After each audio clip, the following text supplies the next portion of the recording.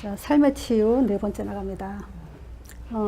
지금 요 말씀 기준이라는 건요, 일단 왜 1단계 하고 그 다음에 심판을 한 다음에 말씀 기준을 하냐, 이제 그거에 대해서 잠깐 말씀드릴게요.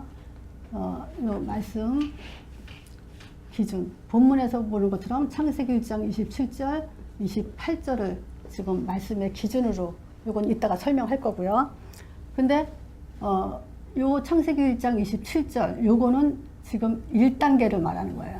1단계는 내가 누구냐, 또 하나님이 어떻게 확인할 수 있냐, 또 하나님이란 낱말 뜻을 가지고 이제 예수 이름을 우리가 잡아야 되고, 또 그 예수 이름 뜻 두 가지에 대해서 우리가 확실하게 또 알고 있어야 되죠. 그래서 구원이 뭐냐, 임마누엘이 뭐냐를 답을 가질 수가 있고, 그 다음에 이제 복음이 뭐냐, 기도가 뭐냐, 응답이 뭐냐. 요거 이제 종교로 변질되기 때문에 그 종교로 변질되지 않는 틀을 잡는 게 이제 1단계예요. 1단계, 그것 때문에 지난주에 말한 것처럼 이거 모르면 우리는 반드시 이 죄에 빠지기 때문에 이제 심판을 받는다 그랬죠. 자, 그리고 2단계 이제 가기 전에 2단계는 이제 그 성령의 사역에 대해서예요. 근데 그 성령의 사역을 우리가 또 우리 자의로 해석하면 안 되기 때문에 요 성경 기준을 가지고 1단계, 2단계를 나갈 거기 때문에요. 요 중간에 이제 요 말씀의 기준, 요거를 이제 틀을 확실하게 눈을 떠야 돼요. 틀을 확실하게 잡아야 돼요.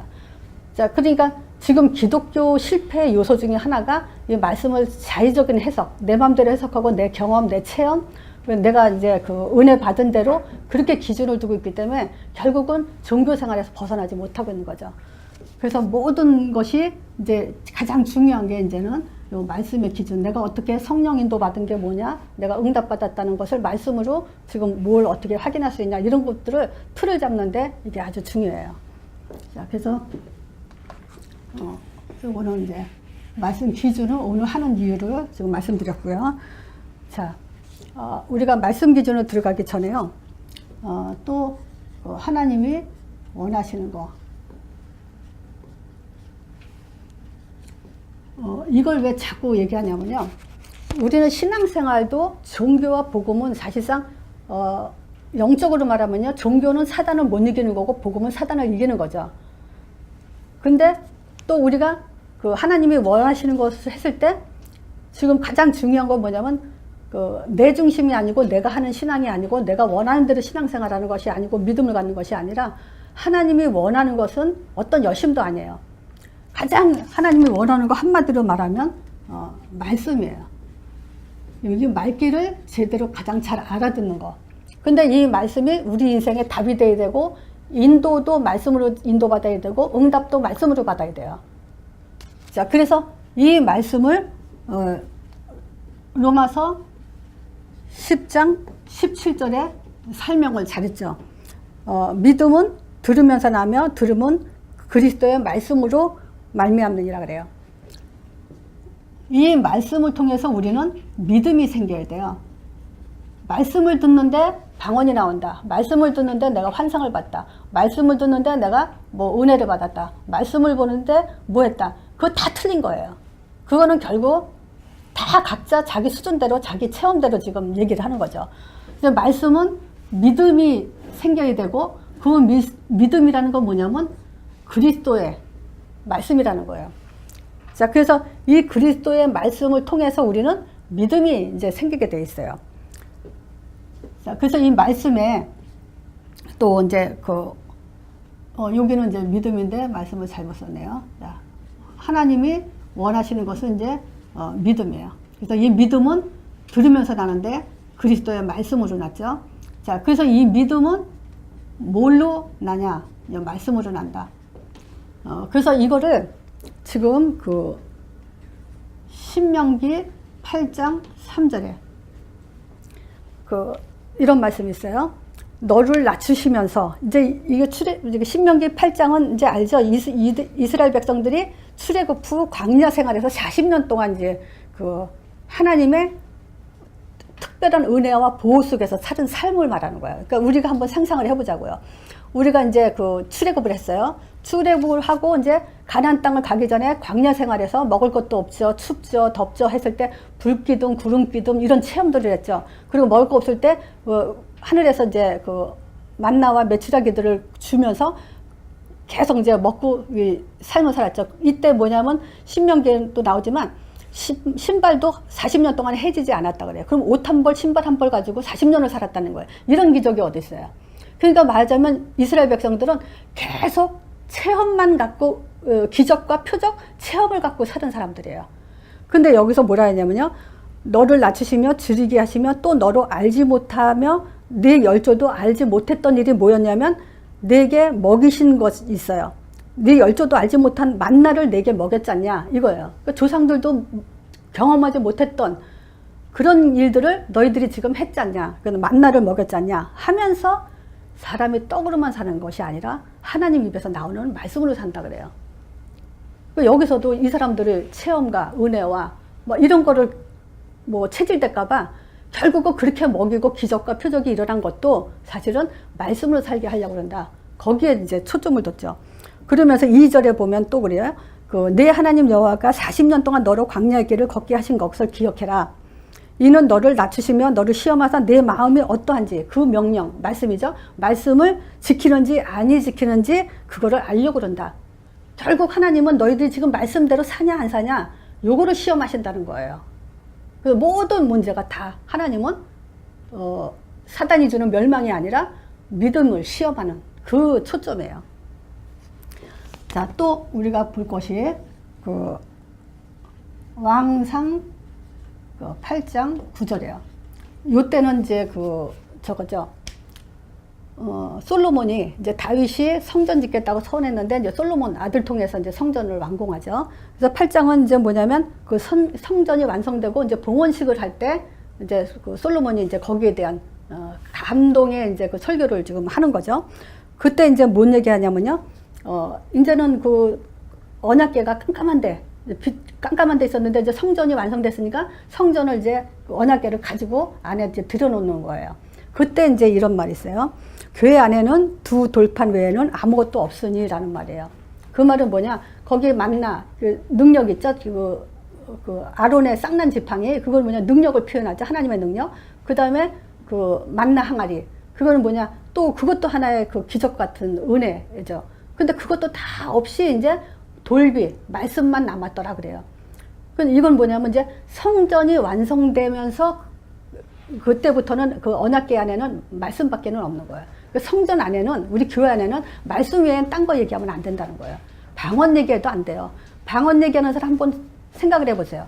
방언 강조하지 말씀 강조 안 해요. 그 사람들도 어떤 사람들은 또 혼란스러워요. 말씀 강조하면서 말씀에 있었잖냐 그러면서 말씀 얘기하는데 방언 얘기해요. 근데 그거는 사실 빗나간 거예요. 방언도 나와서는 안 돼요. 성경에는 성전에는 우리가 교회는 오직 말씀으로만 강조가 돼야 돼요. 자, 그리고 마태복음 그 17장 1절에서 8절. 이건 잘 알죠, 우리가. 마태복음 16장 13절에서 20절. 베드로가 주는 불쏘셔 살아계신 하나님의 아들입니다. 그 고백한 후에 비로소 이제 예수님이 자기가 이제 고난받을 걸 얘기하죠. 제사장들과 이런 그 바리새인들 다 모아놓고 내가 이제 그 십자가에 죽고 이제 고난받고 3일 만에 다시 살아날 것을 얘기하죠. 비로소.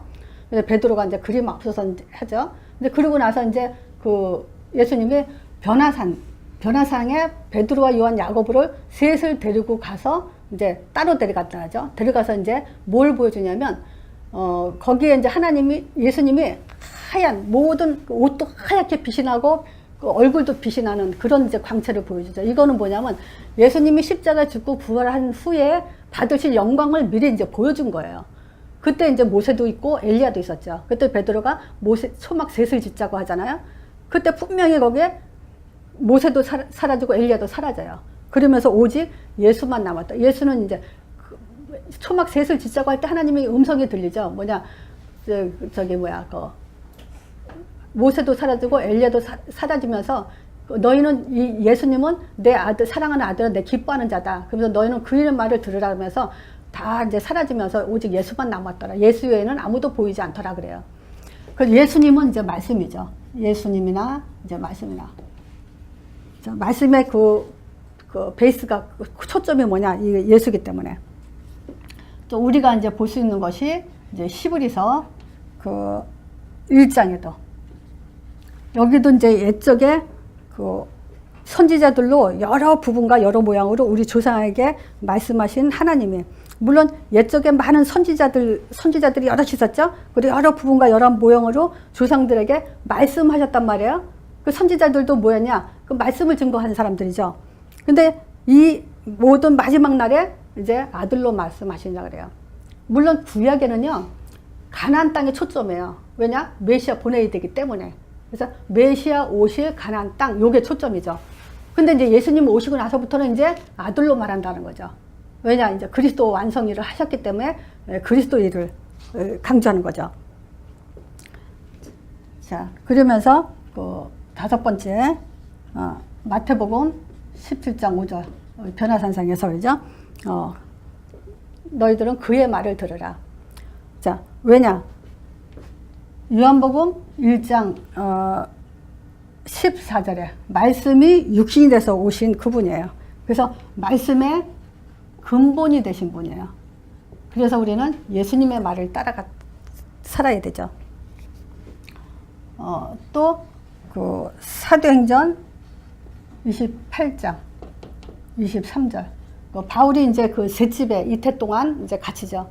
내가 참 성경 구절 좋아하는 것 중에 하나가 이거예요. 왜냐하면 말씀 강조할 때 굉장히 좋아하는 성경 구절 하나가 이건데, 여기에 핵심만 말하자면 모세의 율법과 선지자의 말을 가지고 예수의 일로 겨눴더라 그래요. 그래서 오직 이제 예수만 말하더라, 이게 말씀이죠.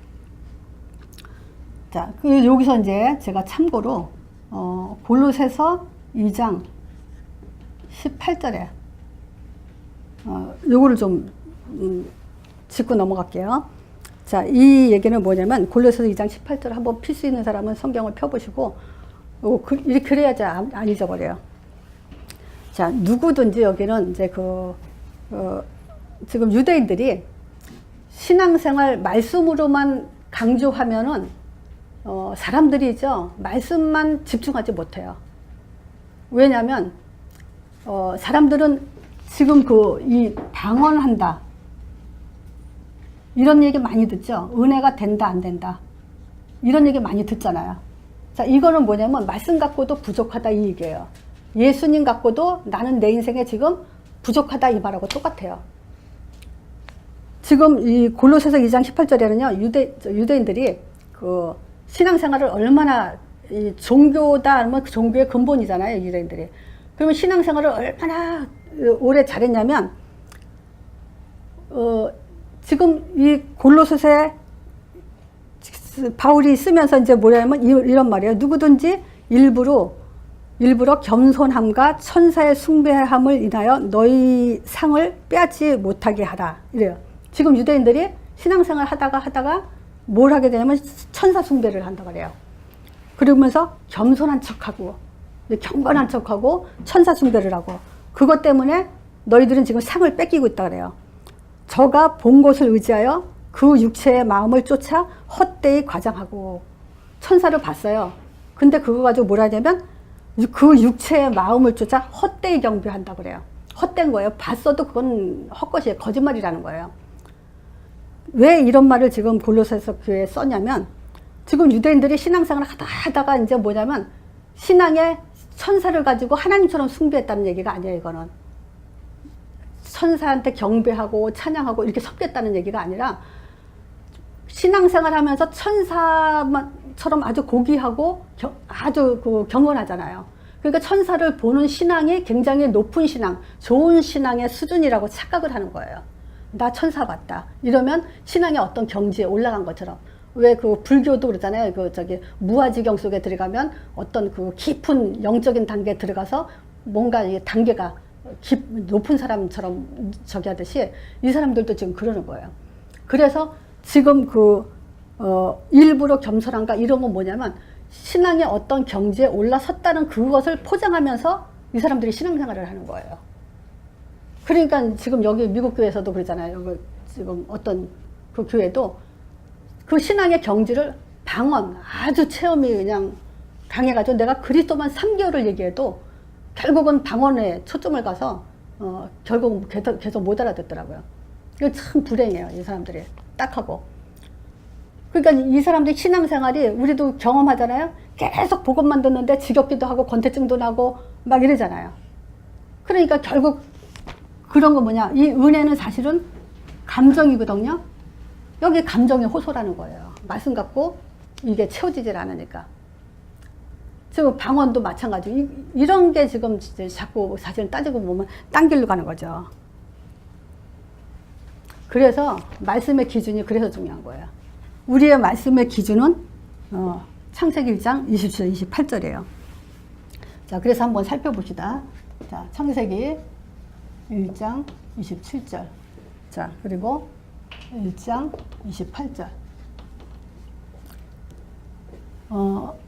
하나님이, 저는 이거 하나님 형상 설명할 때가 가장 너무 또 내 스스로가 너무 좋기 때문에 이걸 굉장히 강조를 많이 해요. 근데 사실상 이거를 빨리 알아듣기가 쉽지 않은 것 같아요. 왜냐하면 하나님 형상은 존재 자체를 말하는 거예요. 하나님 형상이라는 것은 창조 자체, 존재 자체를 말하는 거예요. 그러니까 이거는 말하자면 바위는 바위잖아요. 바위는 비바람이 쳐도 흔들리지 않잖아요. 그러니까 바위가 지금 뭔가 어떤 노력을 해서 이 바위가 어떤 기도를 해서 이 바위가 뭘 해서 튼튼한 게 아니라 바위 자체가 그냥 비바람이 와도 흔들리지 않는 게 바위예요. 그래서 반석이라는 것은 돌 중에서 가장 강한 돌을 반석이라 그러죠.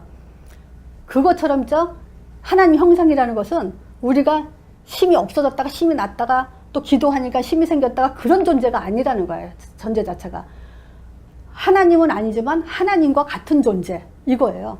그러니까 하나님이 내가 우리 자녀를 키우면서 어떤 말을 해야 이 자녀가 이 세상에 나가서 흔들림 없이 이길 수 있을까? 이거 궁리하지 않겠어요? 만약에 우리가 복음 없이 이 세상 그냥 육신적인 부모를 할지라도 우리 애한테 남한테 꿀리지 않고 또 남한테 이렇게 당당하게 승리할 수 있는, 세상에 어떤 문제가 와도 흔들리지 않는 그런 어떤 답을 줘야 되는데 뭘 줄까 했을 때 뭐 오겠어요? 그거 마찬가지로 하나님 입장에서도 그거예요. 자기가 창조한 이 인간에게 세상에 어떤 비바람이 오고 어떤 문제가 있어도 절대 흔들리지 않는 답을 줘야 되겠다는 것이 뭐냐? 너는 내가 아니지만 곧 나다라는 거예요. 이걸 요한복음에 예수님이 그러죠. 너희를 신이라고 하지 않았냐? 우리를 신이라고 그랬어요. 하나님 형상, 곧 신이다. 창조 자체가 그래요. 그래서 우리가 신앙생활에 업앤다운 되는 건 그거는 신앙이 아니라고 그러는 거예요. 신앙이 좋아졌다 나빠졌다.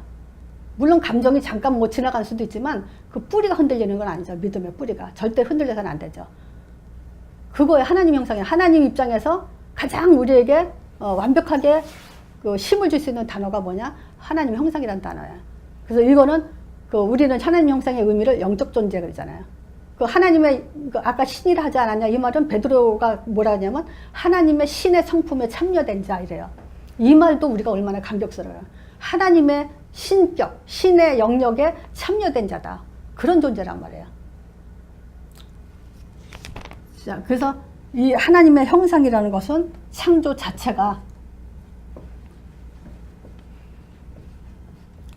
자체에 우리는 답을 가지고 있어야 돼요.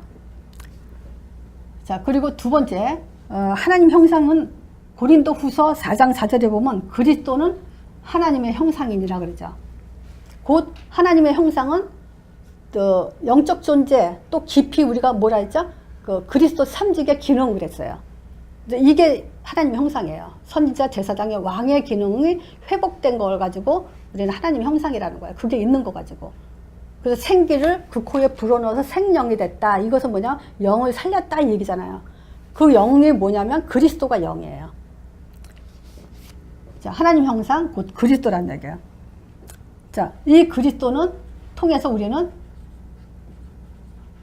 구원을 받게 되죠.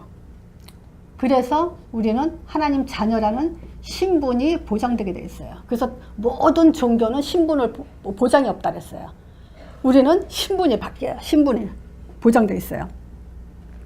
자, 이 하나님 형상, 그리스도, 구원, 신분 또는 그리스도는 우리의 또 언약이죠. 이스라엘 백성들을 불러서 너는 내 장자다. 하나님 자녀는 하나님의 장자예요. 자, 하나님 형상은 곧 정복자예요. 그래서 왕권 그래요. 하나님은 왕의 왕이시기 때문에 우리도 왕 같은 제사장으로 그렇게 창조를 하셨죠. 그래서 하나님 형상에 담겨진 의미는 정복자, 왕권 이게 들어가 있죠. 자, 그리고 그리스도와 전도. 우리는 그리스도를 말하는 게 전도니까 이 그리스도를 알고 있는 우리가 이걸 전하지 않으면 큰일 나죠. 자, 구원과 축복, 기도, 구원과 구원받은 자가 할 일은 이제 기도밖에 없죠. 그리고 신분과 권세, 언약과 세계복음화, 장자와 기여. 말하자면 요 두 가지 기준을 가지고 성경을 해석해야 돼요. 자, 그래서 이 증거가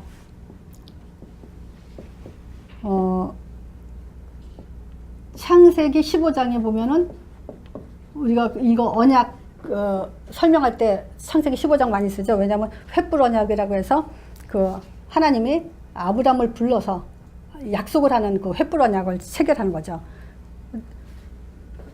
요 얘기를 히브리서 6장 13절에서 이제 20절까지 아브라함과 약속할 때 하나님께서 이제 그 반드시 복 주고 복 준다 그러죠. 그래서 복 주고 복 주며 그 반드시 너를 복 주고 복 주면 너를 번성케 하고 번성케 하리라고 하셨더니 그래요. 그래서 복과 번성이란 말을 두 개 다져. 그래서 요게 이제 복이고 요거는 번성이에요. 두 가지를 가지고 얘기하면서 18절에 그 얘기하죠. 이는 하나님이 거짓말 하실 수 없는 두 가지 변치 못할 사실. 이건 뭐냐면 이 아브라함을 통해서 그리스도 메시아 보내겠다. 그리고 땅. 요거는 이제 땅이죠. 땅을 기업으로 주겠다 그러죠. 그래서 요 두 가지 변치 못할 사실. 그러면 우리 신앙은 요 두 가지가 다예요. 왜냐? 아브라함은 대표적인 언약의 조상이잖아요. 우리를 대표적으로 하는 것이 아브라함이기 때문에 내가 복을 받았냐, 무슨 복을 받냐, 이걸 다 아브라함 통해서 지금 보는 거예요. 자, 그러면 우리가 여기서 잠깐 대비해야 될 것이 뭐냐면 왜 창세기 1장 27절, 28절이 우리의 그 말씀의 기준이 돼야 되냐?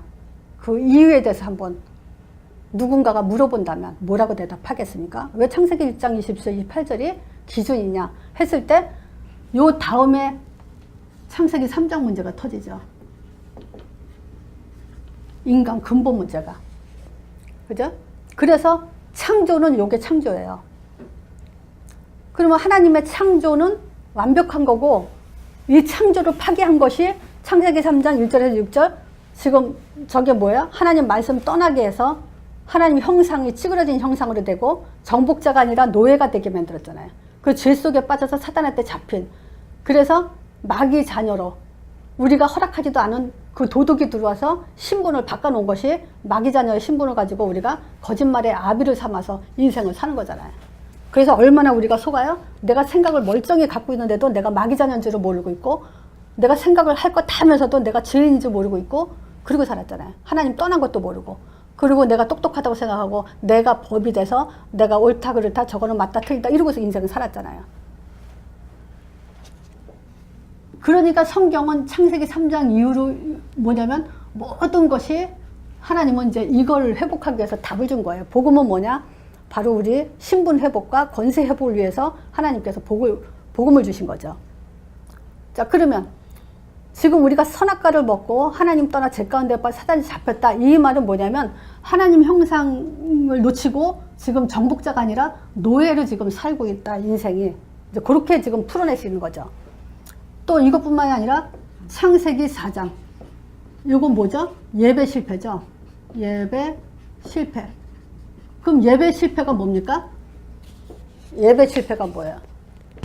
실질적으로 예배를 갔다 안 갔다가 아니라 하나님 형상에 대한 비밀, 신분이 회복되지 않은 상태에서 예배 드리는 것도 예배 실패고 또 이 복음을 누리지 못하고 예배드리는 것도 실패고, 또 이 복음을 가지고 변질된 다른 저기 그 복음, 변질된 복음, 예레미야, 엘리야, 세례요한 같이 그 신앙을 가지고 예배드리는 것도 실패되게 돼 있죠. 또 뭐죠? 예배 실패는 뭐냐? 내가 복음을 가졌는데도 정복자로 살지 못하고 권세도 놓치고 세계복음 하나님의 기업 또 언약기도 놓치고 사는 거, 이게 지금 예배 실패예요. 평소의 삶 속에서 내가 무엇에 초점을 두고 내가 기도 속에 사냐. 우리는 예배 일주일에 한 번 가고 그 다음에 나머지는 세상 6일 동안 사는 거잖아요. 그 삶 속에서 우리는 뭐하고 사냐는 거죠. 그랬을 때 정복자, 전도, 기도, 권세, 세계복음, 기업, 이거와 상관이 없다면은 그건 예배 실패하는 거예요. 그래서 예배, 진짜 참된 예배는 뭐냐? 그리스도 답 가지고 전도자 삶으로 승리하다가 예배 드리는 것이 그 예배 성공이죠.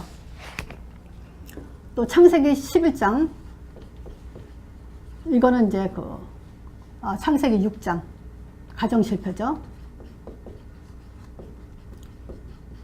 가정 실패 뭐냐?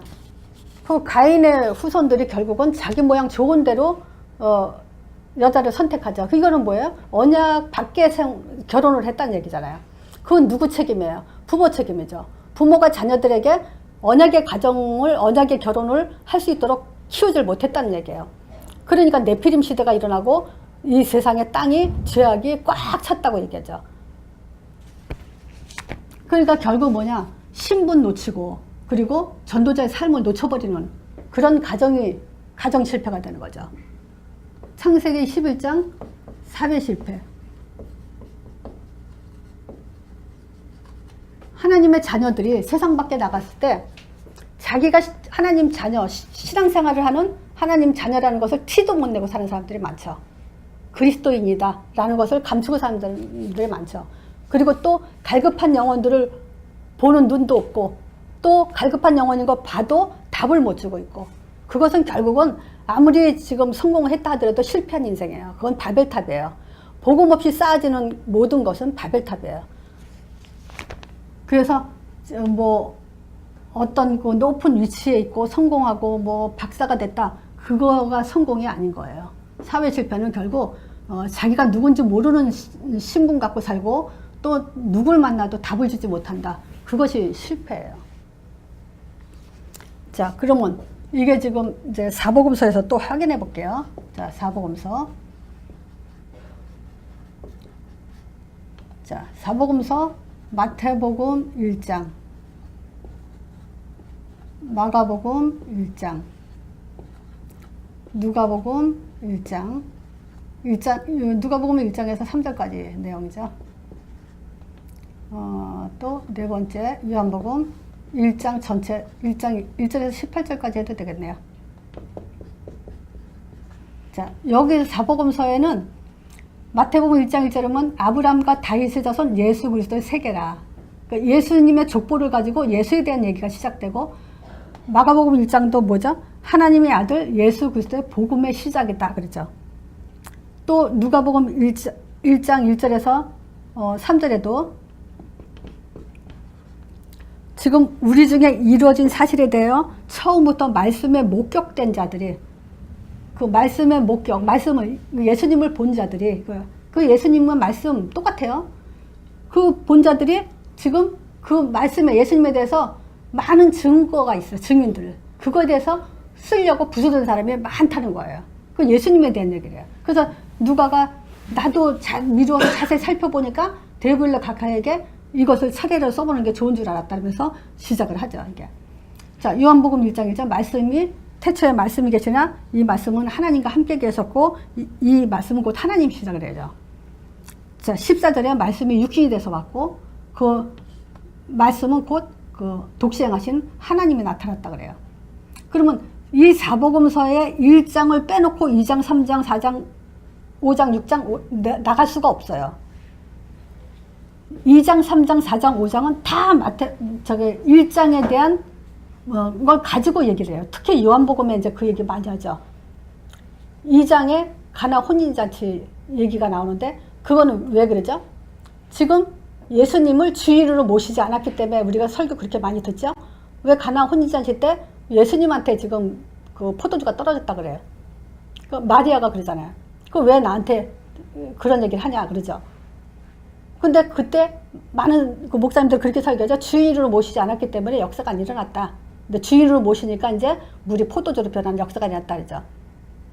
근데 그 주인을 모신다는 게 뭐냔 말이에요. 일장의 영접을 말하는 거예요. 예수를 영접하지 않고 인생이 바뀌지 않고 주인이 바뀌지 않은 상태에서 이제 그렇게 나가면 안 된다는 거예요. 3장 니고데모도 결국은 거듭남에 대한 비밀을 모른다는 거예요. 거듭남은 뭐냐면 요한복음 1장을 말하는 거죠. 사마리아 여인도 지금 뭘 모르냐? 예배가 진정한 예배가 뭔지 모르고 있고, 또 38년 된 중병자도 그 연못에 물이 동한 다음에 자기가 먼저 들어가지 못하는 그 이유에 대해서 말하면서 자기가 치유받지 못한다고 얘기하죠. 그거 다 뭐냐? 요한복음 1장을 놓치는 그 환자들에 대해서 기록한 거예요. 자, 그러니까 사복음서는 결국 뭘 얘기하냐? 창세기 1장 20절 하나님 형상을 회복하는 구원과 신분과 언약, 이것을 회복하는 답이에요. 그 다음에 뭐 얘기하냐면요. 마태복음 28장 18절에서 20절.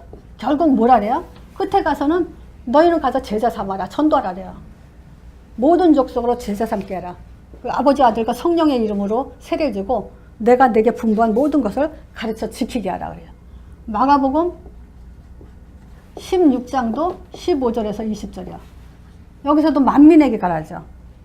그리고 만민에게 가서 복음을 전파하는데 믿고 세례를 받은 사람은 구원 얻고 믿지 않는 사람은 정죄를 받는다 그러죠. 믿는 사람에게 이런 표적이 따르는데 저희가 곧 내 이름으로 귀신을 쫓아내며 방언을 말하며 그리고 무슨 독을 마실지라도 해를 받지 않는다고. 누가복음 24장 48절에 결국 예수님이 엠마로 가는 두 제자들에게 지금 왜 선지자들이 말하고 모세가 말하고 시편에 쓴 그 글을 그 얘기에 대해서 너희가 믿지 않냐라고 책망을 하면서 성경을 열어주죠. 그리스도가 고난을 받고 제3일에 다시 살아날 것과 그 이름으로 모든 그 민족에게 복음이 전파될 것, 이름이 전파될 것에 대해서 얘기하면서 너희는 이 일의 증인이다 그러죠. 자, 요한복음 21장 15절에서 18절. 자, 여기는 이제 베드로 부활하신 예수님이 베드로 찾아가가지고 내 어린 양을 먹어라, 내 양을 치라, 또 내 양을 먹이라. 자, 그러면 이 얘기는 뭐냐면요. 지금 이 부활 메시지는 아까 마태복음 17장 그 변화산상에서 예수님이 뭐라 했다 했죠? 너희는 그의 말을 들으라 했죠. 예수님이 하신 말씀이에요. 부활 메시지. 그래서 부활 메시지를 놓고는 말씀대로 인생을 사는 게 아니라는 거예요. 너희는 그의 말을 들으라. 예수님이 너는 가서 제자 삼아라. 만민에게 가라. 또 이 일에 복음의 증인이다. 어린 양을 먹여라. 지금 이거 하라는데 안 하잖아요. 기독교에서. 할 수도 없잖아요. 하게끔 만들어지지 못하잖아요. 교회가 해야 될 일이 지금 제 역할을 못하고 있잖아요. 자, 이 부분에 대해서 우리가 지금 가슴을 치고 통탄을 해야 되는 거죠. 그래서 나는 제자가 아니야 해도 한마디라도 할 수 있게 준비하세요. 한마디라도. 그게 더 응답을 받는 거예요. 그래서 난 우리 랩런트한테 자꾸 그 얘기를 하는데 기도해서 응답받니? 라고 하면 애들은 거의 다 그렇다 하죠. 기도해서 응답받는 게 아니라 인도받아야 응답받아. 그죠? 하나님 자녀가 하나님을 인도하고 있는데 인도를 안 받아. 그러면 어떻게 응답을 받겠어요? 그러니까 우리 목사님이 그랬죠? 저기 지난주에 본문이 사도행전 27장 24절. 바울아 두려워 마라. 네가 가이사 앞에 서야 하리라. 가이사 앞에 서야 되기 때문에 두려워하지 말라는 건데 전도자로 살아야만 두려워하지 말라는 건데 전도자도 아닌데 두려워하지 말란다고 힘을 고개다 딱 주고 있단 말이에요. 근데 그 사람은 두려운 일이 생겨요. 가이사 앞에 서야 되기 때문에 두려워하지 말라는 거예요. 이 일을 해야 되기 때문에 두려워하지 말라는 거예요. 자, 그래서 우리가 이제 세 번째 적용 한번 해볼게요. 적용. 성경이 많은 내용들이 요 창세기 1장 28절대로 지금 해석이 되어 있다는 것을 확인시켜 주면, 자, 마태복음 4장 19절이요. 나를 따라오너라. 그죠? 예수님 따라가는 게 우리 신분, 언약 잡고 이제 구원받는 거죠. 그러면 내가 사람 낚는 어부가 되게 한다. 또 마가복음 13장 3장이죠. 3장 13절에서 15절에 보면 내가 너희를 부른 것은 너희와 함께 하기 위하며 임마누엘이죠. 그리고 전도도 되며 귀신을 내어 쫓는 권세를 주려고 그런다. 부른 목적이 이거예요. 그리고 마태복음 24장 14절 이 천국 복음이 그죠? 모든 민족이 증거되게 해서 온 세상에 전파되리니 그때야 끝이 온다. 또 사도행전에 1장 8절에도 오직 성령이 너에게 임하시면 너희가 권능을 받고 예루살렘과 온 유대와 사마리아 땅까지 이르러 내 증인이 된다. 그래서 우리가 응답을 받는다. 신앙생활 하면서 우리가 이제 인도부터 할게요. 신앙생활 구원받은 자가 두 번째 해야 될 일이 뭐냐면 성령 인도 받는 거잖아요. 근데 내가 성령 인도 받고 있다라는 기준이 어디 있어요? 성령 인도 받고 있다는 기준이 그리스도의 답이 났냐 안 났냐, 그리스도의 이해가 됐냐, 그리고 전도자 삶을 준비하면서 사냐, 그 전도를 위해서 사냐, 이게 인도예요. 또 내가 응답 받는다 안 받는다는 뭐겠어요? 여기서 내가 지금 내가 한국 나갔을 때 질문한 거예요. 무슨 질문을 했냐면요. 자기 자신이 영적으로 성장했다는 것을 어떻게 알 수 있냐, 이걸 물어보더라고요. 내가 영적으로 성장했는지 안 했는지 그걸 어떻게 알 수 있냐. 그랬을 때 내가 뭐냐면 응답 중에 최고 응답은 반석이죠. 어떤 문제가 와도 내가 흔들리지 않는 것을 확인됐을 때 내가 정말 응답을 받았구나, 내가 지금 영적으로 성장했구나 라고 말할 수 있다고. 문제가 왔는데 흔들리고 거기에 쪼그라들고 문제에 끌리고 다닌다. 그럼 그건 영적인 성장이 안 된 거죠. 일단은 그거예요. 첫 번째가. 그래서 문제가 없어지는 게 아니죠. 문제는 있는데도 나하고는 상관이 없어야 된다는 거예요. 그건 그렇잖아요. 하나님 형상대로 지음받은 인간을 하나님이 문제 가지고 거기에 넘어져 죽게 만들었을까요? 그건 아니잖아요. 창조 자체가 그게 아니잖아요. 단지 아까 신명기도 말한 것처럼 너를 시험해서 내 마음이 어떠한지를 그거를 확인하려고, 명령을 지키는지 안 지키는지 보려고 너희를 낮추고 굶주리게 하고 지금 광야길을 걷게 할 거다, 이 얘기하는 거잖아요. 그러니까 진짜예요. 우리는 딱 하나, 하나님 원하는 건 믿음 하나예요. 근데 믿음은 어디서 나요? 말씀에서 나는 거예요. 그래서 말씀만 가지고 우리가 자꾸 나의 영혼을 이렇게 힘을 주지 않으면은 그건 이겨낼 방법이 없어요. 저도 내가 경험을 한 게 있다 그랬잖아요. 우리 둘째 낳고 나서 내가 산후 후유증으로 우울증이 왔다고. 내가 원해서 오는 게 아니고 내 마음을 내가 움직일 수가 없어요. 그 우울증은. 그냥 슬프고 그냥 살고 싶지 않고, 그게 그 병을 내가 한번 체험을 해봤기 때문에 4개월, 딱 4개월 했어요. 근데 그거는 진짜 그게 병인 거잖아요. 근데 그런 병이 어느 날 호련히 임하는데 어떻게 사람들이 감당을 하냔 말이에요. 그 병 오기 전에 빨리 복음 알고 인생의 답을 가지고 살아야 된다, 이 얘기예요. 그러니까 어렸을 때부터 이 복음을 가지고 자라나는 것은 굉장히 지금 중요한 거죠. 지금 이삭인만큼 저렇게 컸어도요, 이 복음으로 이제 체질, 각인 뿌리 체질 바뀌는 게 사실 또 어려워요, 이게. 근데 모든 답을 말씀밖에 없는데 거기에 지금 결론이 안 닿는단 말이에요. 그러면 계속 방황하면서 살 수밖에 없어요. 어떻게 할 수 없지, 이거. 그러니까 내가 응답받았는지 어떻게 알 수 있냐. 그랬을 때 그리스도로 확신을 갖고 힘을 갖고 사는 게 응답받은 증거예요. 또 내가 인도받았다는 게 뭐냐. 복음 듣는 자리, 말하는 자리에 있는 거예요. 그래서 복음 듣는 자리 속에서 지금 힘을 얻고 누리고, 그 다음에 말하는 자리에 인도받는데, 정말 복음 들은 지 3년, 5년, 10년에 따라서 우리가 만남의 축복이 다르죠. 알잖아요. 우리가 제자를 키울 수 있는 정도가 됐다. 그럼 제자를 만나는 거예요. 영접 수준밖에 안 된다. 그러면 영접 수준밖에는 못 만나는 거예요. 그게 이제 인도고, 또 우리는 문제 속에서 이제 응답을 확인할 수가 있죠. 그 성령 충만이 뭐냐? 나는 이 두 가지가 성령 충만이죠. 그죠? 그래서 내가 그렇게 설명도 해보죠. 성령 충만이 뭐냐? 그래서 성령은 언제 역사하죠? 예수 이름으로 역사하죠. 그러면 충만은 뭐냐? 예수 이름으로 역사한다는 요 확신이 충만이죠. 자, 또 뭐 우리가 응답받았다, 치유받았다. 그 치유가 뭐냐? 자, 어떤 면에서는요, 뭐 예를 들어서 불면증이 있고 우울증이 있고 공황장애 있고 막 이런 게 있어요. 근데 이거를 해결하려고 하다 보면은 거기에 묶여버려요. 그러니까 차라리 전도자의 삶으로 계속 준비하다 보면은 없어질 수도 있고 저기 뭐 상관없을 수도 있어요. 있어도 뭐 잠 안 오면 뭐 말씀 공부도 확립하면 되고 걱정할 게 없어요. 이제 그런 것들이, 그래서 전도자의 삶으로 올인하게 되는 것이 치유지, 그게 안 되는데 문제 있다가 없어진 거 가지고 그걸 어떻게 치유라 그래요. 그거는 뭐 일반 사람들도 있을 수 있는 일인데, 그건 성령의 역사라고 볼 수도 없는 거죠.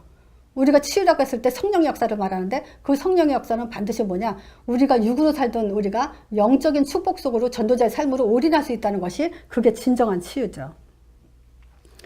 자, 이제 지금 우리가 하나님 형상, 이 그리스도를 강조하는 것은요, 뭐가 있냐면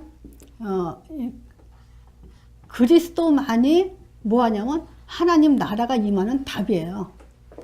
그리스도는 바로 예수잖아요.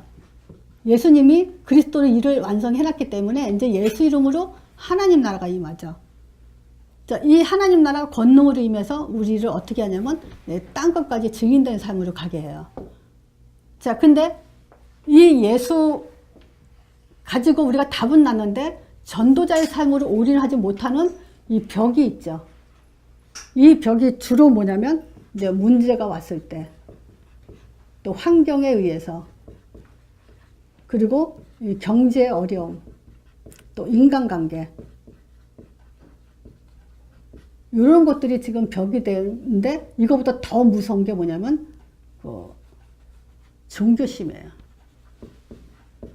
예레미야, 엘리야, 세례요한으로 지금 멈춰져 있으면요, 자기는 잘 믿는 줄 알아요. 그 일로 안 가요. 자기는 잘 믿는다고 착각하니까. 기도해서 방언도 하죠, 응답도 받죠, 뭐 자기 나름대로 뭐 은혜도 받지 막 이러니까 이 길을 가지 못해요. 또 이 문제, 환경, 경제 이런 것들 때문에 지금 일로 가지 못하는 그 사단의 작전이라고 할 수 있는 거죠.